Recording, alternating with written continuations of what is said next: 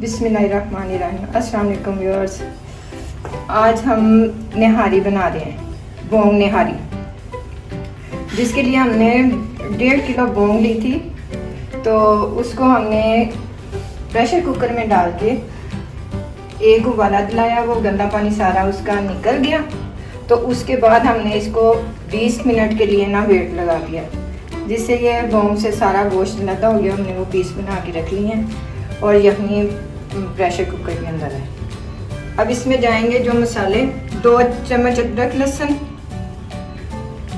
उसके बाद जाएगा 2 चम्मच सुरख मिर्च, 1 चम्मच हल्दी पाउडर, 2 चम्मच नमक के, 1 चम्मच निहारी मसाला और 2 चम्मच है सूखा धनिया पाउडर। जो गरम मसाला डाला है मैंने, उसमें लौंग और ज़ीरा, काला ज़ीरा और बादियान के फूल और जायफल और जावित्री मैंने थोड़ा सा उसको फ्राई करके पीस लिया है। आधा चम्मच सौंठ का पाउडर है और 1 चम्मच काली मिर्च और 1 प्याली दही है और 1 प्याली ब्राउन किया हुआ प्याज और 1 प्याली आटा है जो हमने बाद में मिक्स करके इसको गाढ़ा करने के लिए रखा हुआ। और ये चीज़ें हमारी गार्निश के लिए, जिसमें सुरख प्याज सुनहरी किया हुआ, नींबू, अदरक, सब्ज़ मिर्च, धनिया, पुदीना।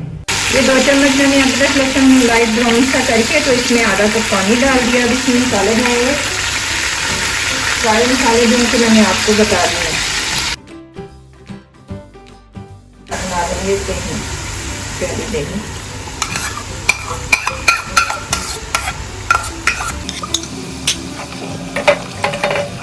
बस इसको अच्छे से भूनना है हमने। ये साथ में हमने यखनी रखी हुई थी जो प्रेशर कुकर में हमने बोंग को गलाया था, उसमें यखनी है और नली की वो जो मिक्स होती है वो है।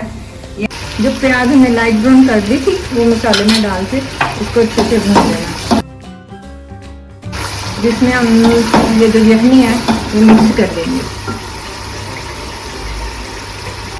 अच्छा, यखनी डाल दी है तो मुझे थोड़ी सी कम लग रही है, इसलिए ना मैं इसमें थोड़ा सा पानी डालूंगी, क्योंकि 10-12 लोगों के लिए बनानी है मैंने। और इसके साथ ही हम डाल देंगे इसमें गोश्त।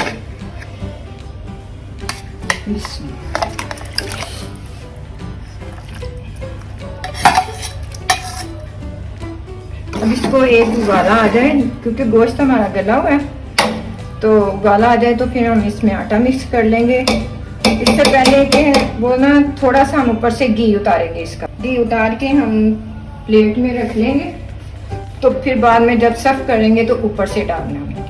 उबाला आ गया इसमें। अब मैं इसमें ना ये एक मैंने ना बॉल में ना 10 से 12 चम्मच आटे के लिए हैं, ये खाने वाले जो होते हैं, और इसको इतने पानी में मिक्स कर दिया। देखें इस तरह क्या हो गया। तो मैं इसमें मिक्स करने लगी हूँ। जैसे आपने जितनी थिकनेस इसकी रखनी होगी आप रख सकते हैं।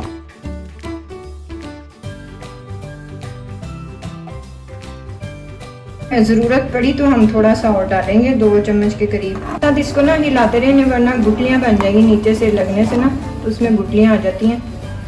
ये देखें, ये तकरीबन तैयार हो गई है। आधा घंटा हमने रखी है, तो इतनी थिकनेस हमने रखी है इसकी।